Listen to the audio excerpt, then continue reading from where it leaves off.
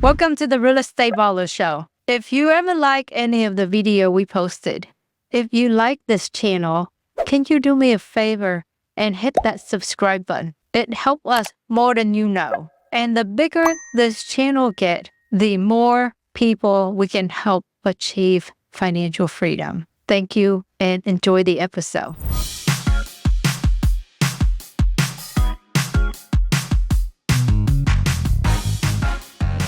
I come from a family of entrepreneurship, and so I'm blessed and thankful for that because I definitely think I had a natural instinct to want to do that.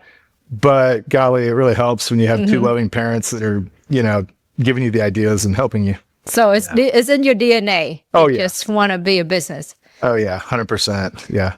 So you started off with wholesaling, one deal, make $30,000. Yeah.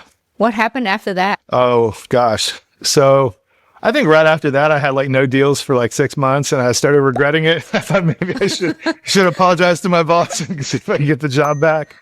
And I'll tell you, it was kind of crazy. I was wholesaling and, trying to figure it out, trying to figure more deals. And I think I made about 90 grand in my first year of wholesaling. So 30 grand and then another 60 in deals that first year. But it was like the cash roller coaster. It's up and it's down and it's crazy. But I was pretty good budgeting and everything was going well. And then 2008 happened. And, it used to be any deal would work. It doesn't matter what the numbers were. Somebody was going to buy it. And all I had to do was put some little signs on the road that said, we buy houses. And then after about 6 or 7 phone calls, I was going to have a deal, guaranteed. It was so easy. It didn't cost anything.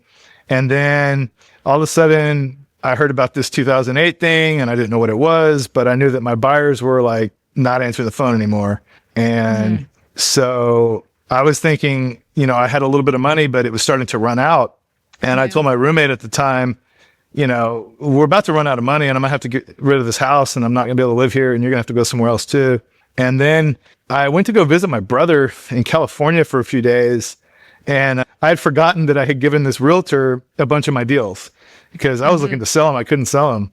And this guy had listed them on the MLS. I didn't realize maybe we had a miscommunication, but I was like, I don't own these houses. I'm trying to sell the contracts. But so anyway, I'm in California. My roommate calls and he's like, hey, the fax machine's out of paper. There's paper coming out of this thing like crazy. I don't know what's going on. This is 2008 we're talking about?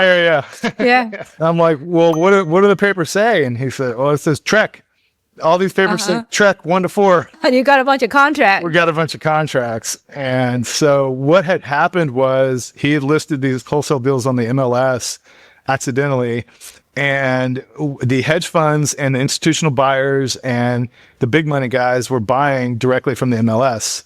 And so I had probably 8 deals under contract that I could not sell to my local guys anymore because, they were just a little scared of the market. But the real money had been waiting and they were ready to buy and they had already been buying. I just didn't know where they were buying from because, they were from other states. And so they don't know about Chris Funk with a little email list or something. They don't know about this guy, but they know about the MLS. And so instantly it changed. I started talking to them. They started telling me what they were looking for. I started finding more deals and it was overnight I was back in business and it was crazy. So I kept doing that and I kept finding really good deals. And then my hard money lender, I was doing some flips too. My hard money lender came by and he saw I had been to these classes to learn how to run apartments. And he was asking me, why was I trying to be an apartment manager for a job? And I said, no. I'm looking to learn this information because I want to own them one day. And he said, well, that's amazing because the bank that I do business with has 20 or 30 foreclosed apartments. We should go talk to them. And I said, okay. And so that's what we did. We got this little PDF paper and it had 30 addresses. And they said, anything you want, make an offer. And we just started looking at them and making these crazy offers. And sometimes we were making cash offers and they said, no, this is wrong. You have the whole idea wrong. We don't want cash. We want to finance these deals to you at a higher price with a very low interest so that on the books, we are not showing big losses. And I said, oh, well, that's fine with me because I didn't have the cash anyway. I was going to need to find a loan anyhow. So So that actually Yeah. solves two problems for me. We can just get you to finance the deal, and okay, so perfect. So that's what we did. Then I started to structure these offers where they would finance it for 100%, and my hard money lender, who was rich, would sign the personal guarantee because I was worthless. I had nothing, but he had money, but he didn't know what he was doing. So he had money and didn't know what he was doing. I knew what I was doing and had no money. The bank had all these assets. Made a perfect couple. Right. And the bank needed both of us, and we needed them. Yeah. So it was a great situation. And so that's how I got into my first deal. And then like a few months later, my dad called me, and me and my dad had bought some rental properties too, because being an appraiser, every time I would wholesale, he's like, man, you got to stop selling these so cheap, Chris. These are really good deals.